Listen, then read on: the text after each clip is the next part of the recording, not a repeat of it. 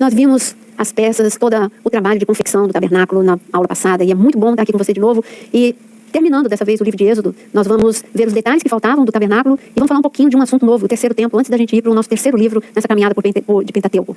Eu queria que nesse momento você abrisse Êxodo 40, que é o nosso último capítulo de Êxodo.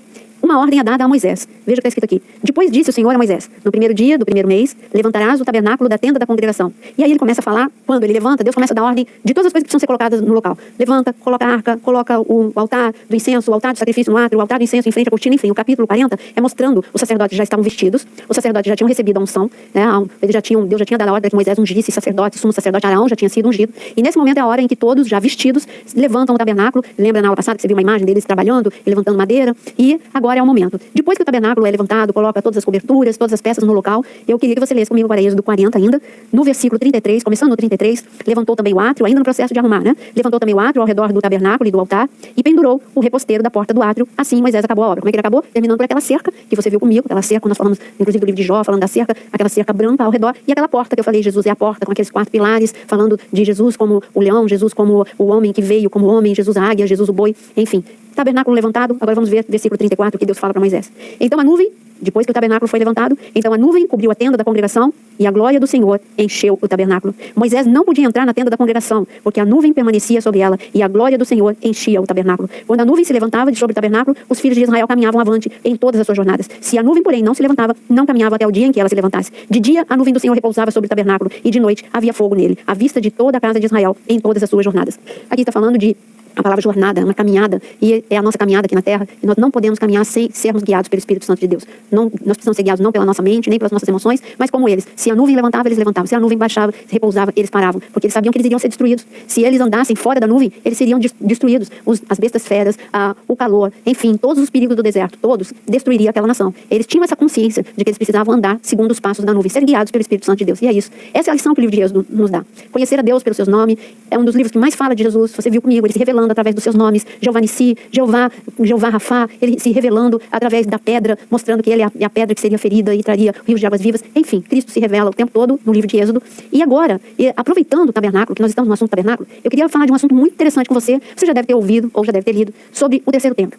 O terceiro templo é, depois do tabernáculo, nós temos o primeiro templo de Salomão, nós temos o segundo templo, levantado ali pela geração de Esdras, e depois reformado por Herodes, ampliado por Herodes, e depois destruído no ano 70 depois de Cristo. Mas nós sabemos que uma mensagem foi deixada no livro de Ezequiel, que o terceiro templo seria levantado. Algumas pessoas falam, não tem importância nenhuma, nós somos o terceiro templo, nós, igreja, somos o terceiro templo. Totalmente certo. Nós, igreja, somos o tabernáculo de Deus, somos o templo de Deus. A palavra diz isso. Mas nós não podemos desconsiderar que no livro de Daniel está escrito que o anticristo, ele faria que na metade da tribulação, quando se completasse 3 anos e meio, ele faria cessar o sacrifício no templo. Para que o anticristo faça cessar o sacrifício no templo, é porque vai ter o terceiro templo, que está escrito todas as medidas, todos os detalhes em Ezequiel. Jesus falou desse assunto em Mateus 24, recordando o que Daniel fala. Quando ele fala dos últimos dias, ele fala exatamente, quer ver? Vamos abrir?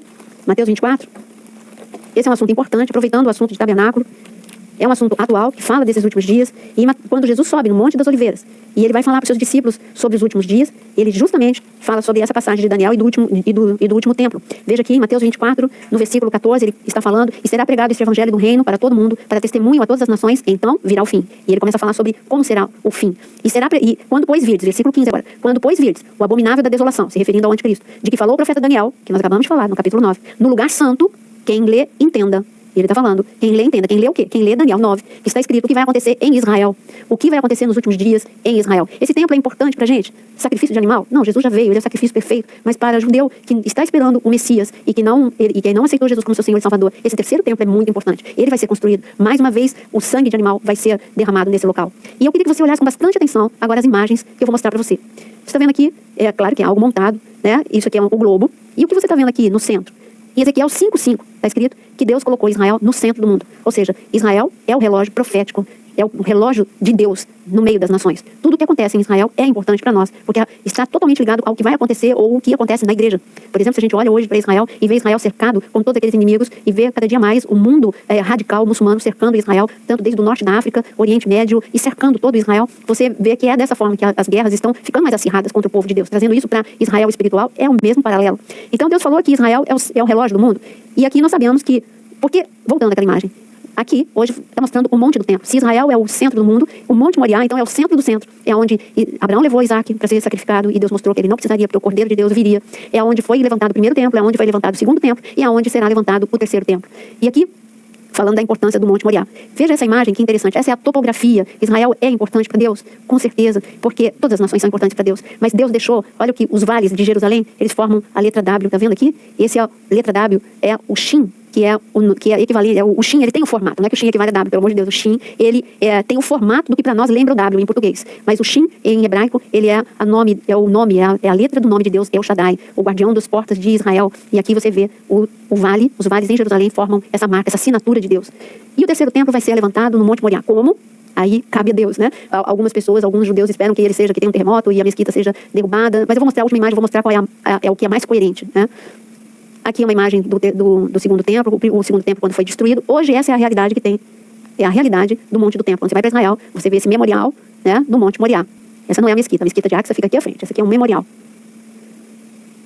Desde 1998 que se estabeleceu, foi quando Israel fez o jubileu, quando a nação de Israel fez 50 anos, foi o momento em que começaram a dizimar para o terceiro templo. Então, peraí, se já estão fazendo isso, e outras coisas que eu vou mostrar para vocês, isso é uma coisa para a gente meditar um pouco, a gente pensar, peraí, vocês já estão se mobilizando para o terceiro templo, então é bom eu pensar, eu estou vivendo os últimos dias, está tudo se cumprindo, né? Aqui, nós vamos entender bastante em Números, capítulo 19, sobre essa novilha vermelha. Mas essa novilha vermelha, desde que o templo foi destruído, nunca mais tiveram uma novilha vermelha sem defeito. E eles já estão, sabe, os rabinos e os judeus já estão fazendo várias criações de novilhas vermelhas, esperando o grande dia em que não vai ter nem um fiozinho branco, nem uma manchinha, que vai ser uma novilha vermelha, e aí sim vai poder ter sacrifício no templo.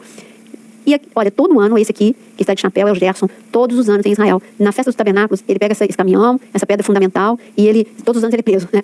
Para que não haja tumulto. Mas ele coloca aí, declarando e profetizando que a pedra fundamental, porque a pedra fundamental ela tem que ser tem que ter medidas certas, e não pode ser manipulada por mão humana, tem que ser uma que seja achada com todos os requisitos, e aí eles dizem que eles já acharam. Vai falar, por que essa conversa no meio do tabernáculo? Vamos ver aqui.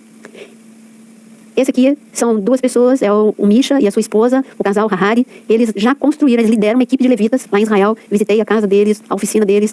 Por que eu visitei? Porque faz parte do cumprimento profético. Então, não é importante pra gente o terceiro templo, entendeu? É importante em termos de cumprimento profético. E aqui eles já construíram todos os instrumentos musicais para o terceiro templo, com todos os requisitos, exatamente como eles eram na época de Davi, e na época do segundo templo, já estão lá. Se você for para Israel, dá um pulinho lá na Cidade Velha, você vai ver, no Instituto do Templo, você vai ver muitas peças já prontas para o terceiro templo. Aqui, você fala, é o tabernáculo? Não. Essas peças são as que já estão no Instituto do Templo, em Israel, que já estão prontas para o terceiro templo. Eles fizeram idênticas, você está vendo? Isso são fotos, não é desenho, são fotos. Eles já fizeram todas aquelas peças que você estudou comigo na aula passada, o altar do incenso. Essa menorá, ela está próxima ao muro, muito próxima ao Muro das Lamentações, e para todo turista que vai lá, tira foto. Está dentro de uma cúpula, é lógico, está dentro de uma cúpula protegida, mas ela é uma peça única de ouro, e ela não é como as outras peças de madeira coberta de ouro, ela é de ouro puro, e ela já está pronta também para ser colocada no terceiro templo. Então aqui a menorá, o jarro para pôr o óleo, aqui nós temos a bacia de bronze, a mesa do pão da proposição, aqueles instrumentos para o sacerdote limpar a menorá, a tiara que vai na testa, escrita Santidade ao Senhor. Aqui é o que eles tiravam sorte no dia da expiação, a gente vai ver isso quando a gente estudar Levítico. Esse é o peitoral que já está pronto também. Desculpa, esse aqui são os incensos. Esse aqui são os incensos que também já estão prontos. Todos os incensos para o altar do incenso. E aqui é uma projeção, é uma imagem de como eles pensam. Eles têm certeza de que um homem muito inteligente, um homem que para eles vai ser o Messias, ele vai fazer um acordo e no Monte do Templo poderá coexistir o memorial e o terceiro templo. E se a gente pensar, se eles já estão esperando um Messias que faça esse acordo, não é difícil então a gente entender de que o que eles esperam como Messias é, na verdade, o anticristo que vai fazer um acordo entre árabes e judeus. E aqui essa é uma planta do que eles imaginam, que eles viram que no pedaço que tem ali cabe exatamente as medidas de Ezequiel. Então, tudo isso que eu falei como intervalo para você entre o livro de Êxodo e o próximo livro que nós vamos entrar, em Levítico, é simplesmente uma aula extra ou um comentário extra do que está acontecendo ao nosso redor. Nós temos que, como homens e mulheres de Deus, nós temos que ler a Bíblia com uma mão e na outra mão nós temos que acompanhar o que está acontecendo na mídia.